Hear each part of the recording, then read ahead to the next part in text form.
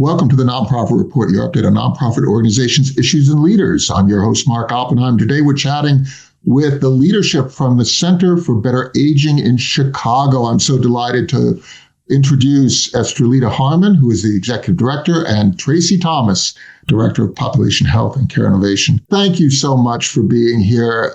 Tracy, thank you so much for being here. And let's just get right into it. So in terms of aging, we are all affected. If we are a newborn child like my niece has today, that child is going to age and eventually require care. We will all require care. Our children will require care. Our parents will require care. Talk a little bit about how you approach this idea of everybody needing care regardless of means, Estrellitta. So you are exactly right. We are all aging, or at least we hope to, right? Or we are close to someone who is, and understand that is an experience that is different for every single person. And so here at the Center for Better Aging, we serve older adults across Chicago's South Side, many of whom have spent years navigating, fragmented, inconsistent care. And these are folks who are often falling through the cracks, or who could fall through the cracks, right? Or they may have chronic conditions like heart disease or diabetes, those that we see a high prevalence in our communities that we serve. But there's no reliable kind of access to either those specialists or the care that they may need. And so many end up skipping appointments because of transportation, because of insurance confusion, because of simply not understanding how to navigate this very complex health system that we have here, not just in Chicago, but across the nation, right? In the traditional healthcare model. And so particularly here on the south side of Chicago, we face a life expectancy gap of nearly a decade. And in Inglewood, where our clinic is physically located, this has made national news before. People live on average to about 68 years old. So that's not just a statistic. That for us is our call to action, that we can't wait until 65, right, to intervene and to provide exceptional care to aging adults. And so that's why we intervene early. We've created a model that really starts at the age of 50, with the goal of really helping people age in place. How they live and age is really up to them. We want them to be empowered to care and learn about their selves in the communities that they live in, and to mostly age with dignity, of course. One of the things that you point to, and Tracy, I'd love for you to comment on this, and then there's another topic as well, is that actual wealth or lack of wealth, poverty, is actually a health condition, right? People who have less means live fewer years. And that is the ultimate metric. And so what you're saying is that by the time you're 50, it's time to really think this through, because right now the life expectancy of people who are of lesser means, who might live in the South Side, their life expectancy is going to be lower unless that is addressed. That's what you're basically saying, right? Yes, absolutely. And because our model is preventative, you need a longer runway. You cannot wait until 65 to start addressing health conditions, or even proactively introducing someone to even getting familiar with visiting their primary care physician, for example. So pushing that age back to 50, although I think it startles people when I say that we, are focused on older adult care, and I say 50, a lot of people kind of gasp in the room typically, because that's a lower number than I think people associate with aging. But it is so necessary to start at that age, because we're able to actually intervene and, really handle some conditions before they're able to advance, and also educate on how to stay healthy and active. When you're treating the whole person, it means building trust. It's not just clinical, it's person-centered. And what that means, if we take care of the entire person, then therefore that will increase their life expectancy as well. A lot of patients go to their providers and they don't really trust them. So the biggest thing that we make sure we do in our visits is our visits are an hour. So we make sure that patient has time to sit and talk with that provider. Don't feel like they're being rushed during their appointments. They have that time to build that one-on-one trust with their provider as well as their care teams, which can consist of a social worker stopping in and seeing them at every visit, even just to check in to make sure they don't have any new issues that they want to be addressed. Even our pharmacists, just making sure that they don't have, polypharmacy, that they understand their medication. If they're introduced another medication or given an inhaler, they have the time to sit down and actually show them properly how to use it. My grandmother is 90 years old, and if she didn't have a caregiver like my mom, myself, to be able to support her through a lot of these things, she would be lost. And that will also encounter her life expectancy too as well. So one of the things that really strikes me about this whole holistic approach is that you have to meet people where they are. And that is more difficult to do when the person doesn't necessarily come from a growing up sort of background of healthy habits. And that does take time. It does take compassion. And you can't go and confront somebody as if you are a health provider and therefore know more about them than they do, even if they might be eating too many sugars, their diet might not be, their exercise might not be what is necessary to assure their own healthy habits. How do you combine the part of this that is about the physical health of somebody and trying to meet them where they are, but the part of this that is also kind of about becoming a trusted inside the circle resource for somebody that they can go to, spend a little bit of time. Talk a little bit about how your people are trained to deal with the softer side of medical and mental health care. So let me start off with, we have what is called a clinical coordinator.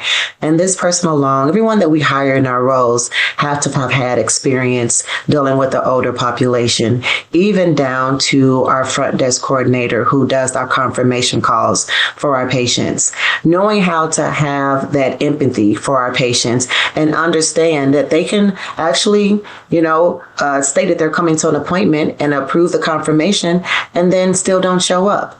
So it's to the point where when we reach out to our patients, before we can say, hey, Ms. Jackson, I noticed you didn't make your appointment. First thing they say is, I feel so bad I didn't come to my appointment. I know I had some things going on, but I'll be there tomorrow, I promise. And then they'll show up.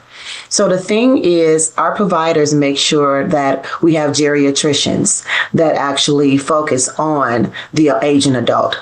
So we want to make sure that when anyone interacts with our patients, they've had that experience, because you have to understand that you can't go into a room for 15 minutes and think that you're going to get the same outcome with an older adult if you were to give them an hour.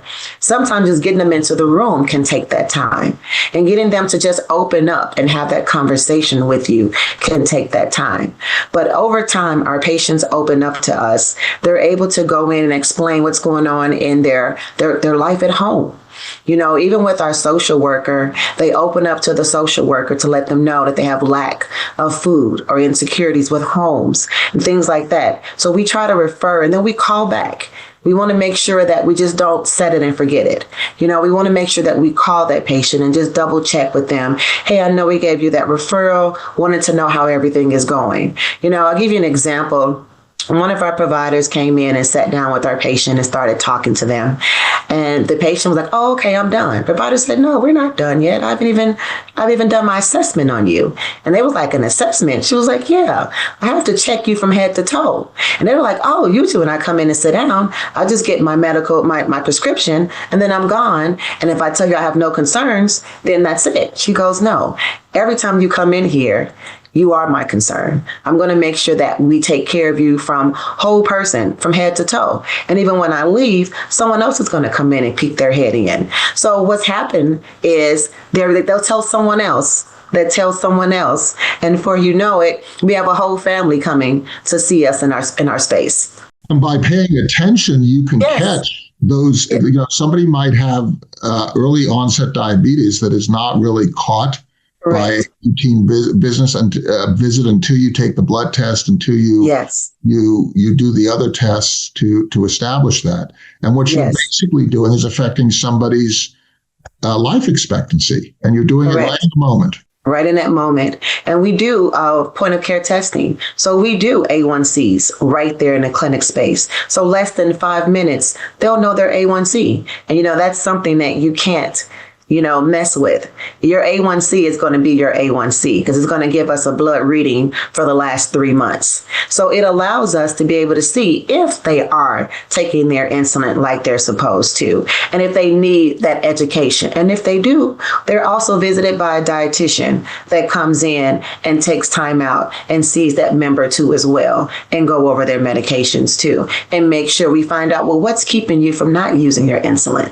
What's the struggles? Because those are the things that we have to ask the patient, because we can just tell them, oh, eat this, eat this, eat this. But how many of us actually eat what we're supposed to eat? Not. So we have to meet them where they are. And, if you're eating 9 burgers a day, hey, let's try 6. Then let's go to 4. But let's be realistic in the goals that we set for our members, because that's the only way that they're going to understand that we understand their struggles. So, Estrellitta, one of the things that I want to ask you is, how do you make sure that staff, if we're talking in Tracy's terms of meeting patients where they are, you've got a really heterogeneous population that surrounds you. I mean, there are people of different races, different backgrounds, different linguistic backgrounds. You have people of various Asian groups, Latin, Hispanic groups, and so on. How do you cultivate a staff that can create that comfort in the interactions with patients so that you're also thinking about where people are coming from?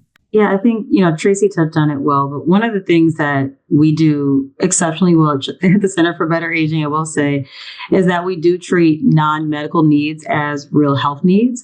And when you do that, it allows you to not just improve health outcomes, but it allows you to treat people with dignity, and they truly feel seen and heard when you acknowledge, yes, I know that you had to take a public transportation, you had to take public transportation to get here today, and it took you 1 hour. So you're tired, right? Let me give you a snack and some water while you wait. Or, that they have other concerns, other things that are happening in their life. And so really our model allows both the provider to have additional time to really be thorough and exhaustive in the way that they care for our patients and our members, but also it gives that space to our members and their family to feel comfortable, to feel heard, to feel seen. And often that is what people truly want. And that is why our members continue to come back and continue to refer their friends and family members, because they show up and they truly feel heard and seen in whatever it is that they showed up with that day. And so that is really, it's an intangible thing. It's not something that we can, kind of trademark and pass along to others to implement, but it is how we've designed the model of the clinic to give space and time for people to feel seen and heard and supported by a collaborative team that really has expertise in anything that, someone can raise. We have someone who can talk to them and help them address that need. So when you think about your relationship with St. Bernard's Hospital, I'd like you to talk a little bit about that and how that actually functions. You have actually at your disposal, at your doorstep, because you are integrated into the hospital campus, you have these disciplines that can help your population. So talk a little bit about how that works and how the collaboration occurs between the hospital and you, and also how the finances work, because you have to keep operating from year to year. It's a tough space in which to operate. The hospital also needs to operate from year to year. And that wherewithal is not going to come, let's face it, it's not going to come from people living in poverty, but they also need services. So talk a little bit about St. Bernard and the relationship there. All right. So I'm going to answer your question in reverse order and then hand it to Tracy also to chime in. So we have the wonderful privilege of being supported primarily through a state funding opportunity called the Healthcare Transformation Collaborative here in Illinois. And this funding source has given us an opportunity to work with a multi-sector collaborative across the city to essentially pilot a model that, as you mentioned, is not at least initially financially viable. And so what we are implementing here is a value-based care model where we are essentially saying that if we invest in preventative care, a whole person care model, if we truly address all of their needs, that we will have the opportunity to generate revenue and cost savings for insurance companies because these people will no longer have to utilize the emergency department. They'll be home and healthy and whole. What you're saying is that non-treatment, support actually costs more money for the municipality and for the state and for us all because those people end up in the emergency room, they end up on the street, they end up homeless, they end up in a situation that is going to cost us all as a society. So this is a good investment. Absolutely. And that upfront investment, while, fortunately, we are utilizing the state resources to do that, does have a return on that investment. And it isn't just at the hospital where, yes, we will see revenue generated through increased outpatient resources.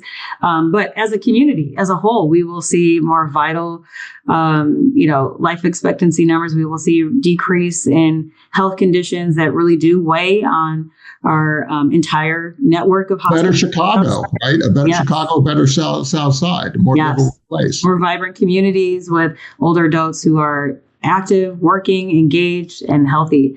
So that is, it is a long ramp to get there. Those are not statistics that we see, Tracy's Rose Population Health. We're not going to see that data overnight, but we know that the investment does essentially move us in that direction. And so when you ask about our collaboration with St. Bernard, it is a critical piece of that model because one, St. Bernard is a safety net hospital located in Inglewood. Again, one of the lowest life expectancies in Chicago, has gained national attention, right, as this community that is underserved and under-resourced. So the location of it was some of the most difficult to reach, harder to engage, maybe disengaged from the health system. And so that location presents to us an opportunity. These are places that we want to come in and actually bring resources, and not only just resources, but exceptional care. We're bringing services and specialists to the South Side that have not previously been here. And so through our physical location, it is a St. Bernard owned clinic. We operate, we drive the strategy, we bring together all the partners that provide care in that physical space. But we also, through our partnerships, are able to bring resources to the St. Bernard campus, to the South Side, like a urologist, like oncologists and hematologists, like a psychiatrist, resources like an advanced CT machine that outside of another academic center on the South Side is the only one accessible to, for example, Medicaid recipients on the South Side. So we're bringing resources to our community so that they do not feel like they have to leave their community to access care, but also that it's readily available. They can come to the St. Bernard campus and now access many of the things that they had not been able to prior to this opportunity. Tracy, you care to comment on the St. Bernard relationship? So one of the things that we do too with our providers is they refer back to St. Bernard as well. So a lot of people don't know that the ambulatory care building is a newer building, but they've been there for quite a while. And when patients come in, the first thing they say is that I didn't even know all this stuff even exists. So they have where you can go in, is many, like Estrellitta said, a lot of specialists that are located there. To a specialty clinic with all the people she named, even with, a gastrologist, to be able to do GIs and colonoscopies and endoscopies, and then not only that, we have a dental office there that provides dental care for all ages, mammograms, CTs, and, physical therapy. A lot of people didn't even know that those things even exist. Pain management clinic. So those are things that we want to make sure that when the members see us, that they know that these things here exist on the Greater South Side in St. Bernard. So one of the things that I really like is this whole idea of you thinking about you as a gateway to more intensive medical professional folks, the doctors and the specialists and the surgeons and so on. If you've never gone into a hospital or you're afraid of it, or you look at the building, this brand new building, and you're slightly intimidated, right?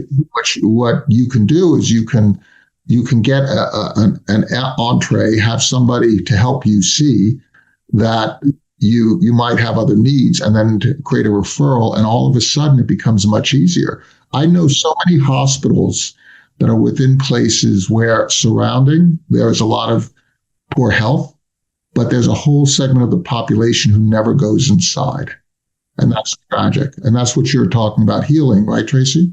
Yes, that is correct. So your people also have to know about the full resources, Estrellitta, about what St. Bernard's offers. Do you have regular briefings between the hospital and your staff so that everybody is up to date with what is going on in the hospital? We have a lot of interaction between the Center for Better Aging and the St. Bernard staff, in addition to our various partners that are all a part of the model. And so, one, we have this model that includes a daily huddle where the team is actually coming together daily to talk about the members who are coming in for their visits. But beyond that, we have leadership team meetings. We have clinic meetings where we're talking about what's happening, reporting out, but also sharing and kind of iterating on ideas and things that are happening in real time. It is a very intensively collaborative model because we aren't just outsiders coming in and renting a space. We have St. Bernard employees who are working in our clinic. We have a provider that's working in our clinic as a St. Bernard employee, and we're bringing in outside partners. So it is intentionally collaborative, and there are multiple ways that we interact with them, and vice versa, that they interact with us to keep us informed of what resources are available and how and when we can refer to those. And you also have, again, a cost calculus here, right? If you can spend time with your staff, with people, instead of having a doctor that is is required for some sort of specially different discipline, then you can actually function as the directing force of where people ought to go and where time gets absorbed by St. Bernard's. So you're actually also cost optimized in that sense as well. Yes. And we're increasing revenue to the hospital. And again, this is a safety net hospital because we are primarily referring now in-house. So by bringing even additional specialty care to the St. Bernard campus, we are able to refer directly to another clinic that is billing through St. Bernard and generating revenue, but also caring for that individual and addressing their needs, which is, of course, our number one goal. And so, Tracy rattled off some of the things. We've got a pharmacy right there in the ambulatory care center where our clinic is located. We've got orthopedics, we've got dental. So we were able to send them right within the same building to get access to care. It's keeping all of those resources right there and they're generating revenue, but ultimately driving down that ER utilization, driving down those inpatient costs, so that we really can keep them healthy outside of the hospital. Do you provide outreach to the community by going to people's homes and meeting them where they live within the community? See, could you just talk a little bit about that? So we have what's called an outreach team. And what they do is they focus on our patients when they're going to the emergency room, when they're being discharged. We provide that at-home care when they're being discharged, making sure that they have their medications when they leave, and even making sure they have that follow-up scheduled appointment to come back for their post-discharge visit. If they need that support, we even help them with transportation to and from their appointments. And even if their medication is not available, we also have transportation to and from to pick up their medications. Because usually you and I both know that's one of the biggest things that keeps them going back is that they're not taking their medication or they couldn't afford it. So then there is sometimes where we even take care of the medications for that member that is unable to afford it at that time. So we want to make sure that we just provide that whole center care for them and making sure that it's all about that member to keep them healthy and out of the hospital. And then it goes goes even further to when they come into their doctor's appointments. We want to make sure that we're addressing whatever issues that they have and getting them into that appointment like within 7 days from being discharged so that we can make sure they don't have a readmission.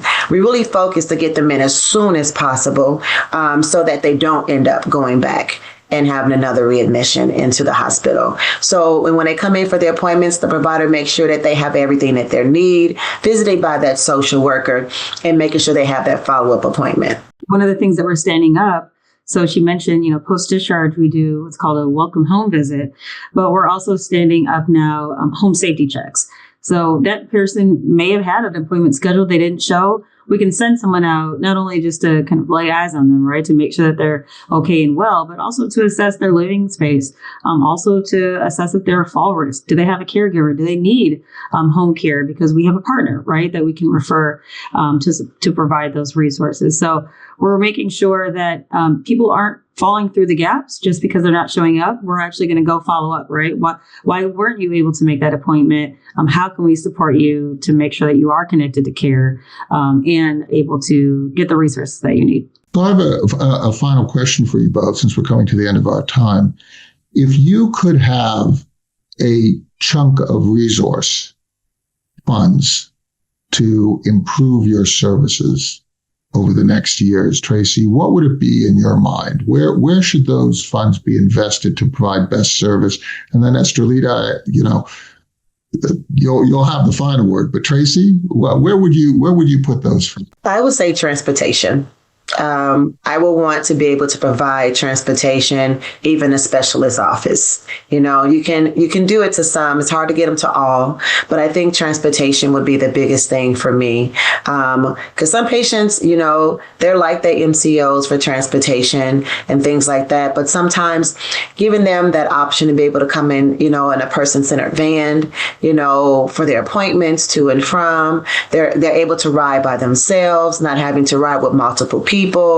It's giving that more one-on-one attention. So I would personally say transportation. That's so interesting because we talked about poverty having an effect on health. You're saying lack of transportation is a health matter. We have to start thinking about health. What you're saying basically is that we have to start thinking about health in a different way. It's the things that we do, the circumstances that we're in that affect our health as much as it's the medical techniques that also can improve our dealing with certain conditions. Estrellitta, what is your answer? If we could get you more resources, how would that be invested? Well, happily accepting any and all resources, but I will say, what we're building here isn't just a clinic. We're really, truly building an ecosystem for care. And so if I had, a pot of money just waiting to be utilized, it'd really be to expand that model. We serve a 22 zip code area. And right now we do only have the one physical space. So being able to build satellites, right, to be able to go and bring this type of model and resources across the 22 zip code area, the greater Chicago community, Southside community, we would make an incredible impact on the health and wellness of the Southside residents. So to me, that's what I would do with additional resources is let's replicate this. Let's bring the resources closer to some of those who are on the Southside, but may have a really hard time making it to our physical clinic. Let's get them closer to the care model and the resources that we know is going to actually improve their health. I love your two answers. This has been a real pleasure for me. And thank you so much for teaching me, and by extension, our audiences about the work that you do. Estrellitta Harmon, Executive Director, and Tracy Thomas, Director of Population Health and Care Innovation. It is such a wonderful thing that you do. Please thank your staffs. Please thank your board members. Please thank your contributors. Please thank your partners and the community itself, which is supporting you. This is such an important activity. And I just want to repeat that Chicago is not unique. You can be in the rural areas of Alaska. You have the exact same topics. You have the exact same topics of poverty and transportation, perhaps even more intense on the transportation side. If you're in the middle of a major metro like New York or Chicago, or you're in between in the center of the country, smaller cities, all throughout these states, we have the same issues, and you're solving them. Thank you so much, and thank you for your insights. Thank you so much, Mark.